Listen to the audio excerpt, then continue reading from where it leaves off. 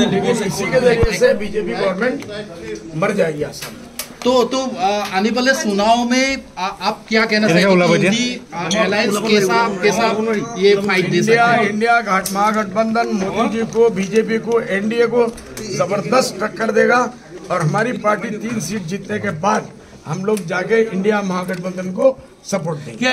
मुस्लिम विरोधी जिमान कानून आनिब पारे आरिब आमी जानो एटुर कारण आमी कौ এই দেশত বিজেপি সংবিধান বিৰোধী ইসকলে সংবিধান শেষ কৰিবলৈ গৈ আছে।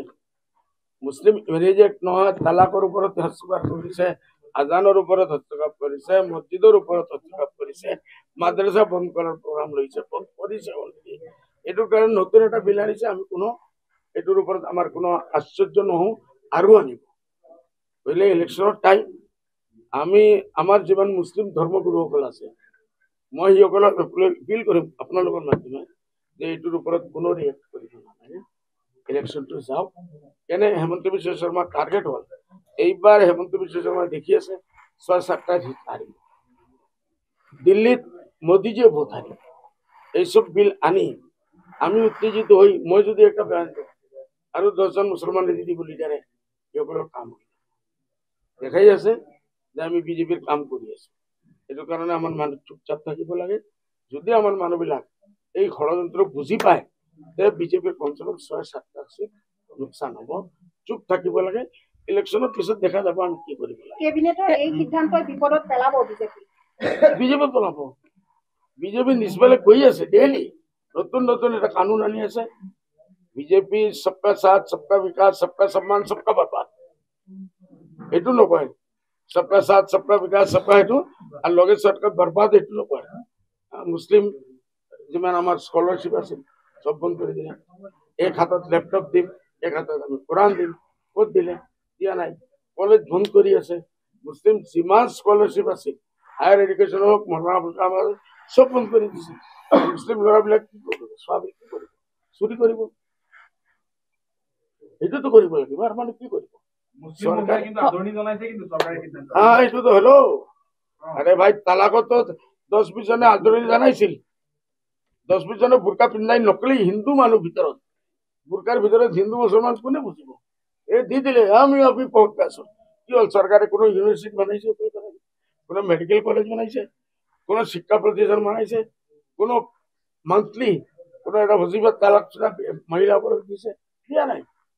এইটো এটা ইস্যু বনাই আমার কিছু মুসলমান ছোৱালী মহিলাসকল আছে যিসকলে কলমাও নাজানে, কোরআন কি হয় নাজানে, ইমান কি হয় নাজানে, মুসলমান কি হয় নাজানে। সিসকলে যে সাপোর্ট কৰি 99% এইটো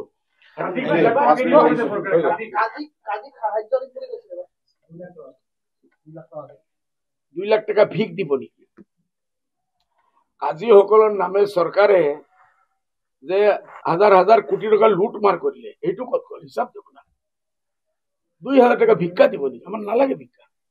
যদি কোনো ভিখারি হয় ওই কাজী যাই লই লব, লইবই না লাগে। এক পয়সা লব না লাগে। আরে এইটু মই কইছো ইলেকশনের পিছত চিন্তা করি। এতিয়া আমি এটার উপরে কোনো রিকশন নিয়ে দিই, এইটু কোনো কথাই নেই আমার কাছে। হবলে দিয়ক না।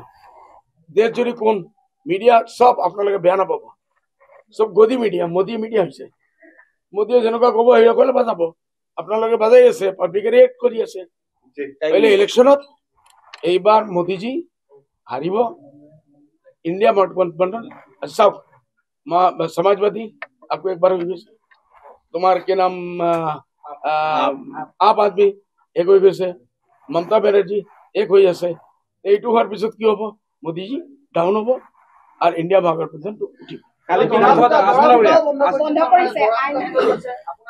আমি নকৰো ভাই, খালাস হৈ গ'ল। যিমান ইস্যু সকলে বিচাৰি আছে আমি নকৰো, খালাস। কালি বিধানসভা দেখা হৈছে বিৰোধী ঐক্য দেখা পোৱা গৈছিল। সকলোৱে লগ হৈ এটা প্ৰস্তাৱত তেওঁলোকে সমৰ্থন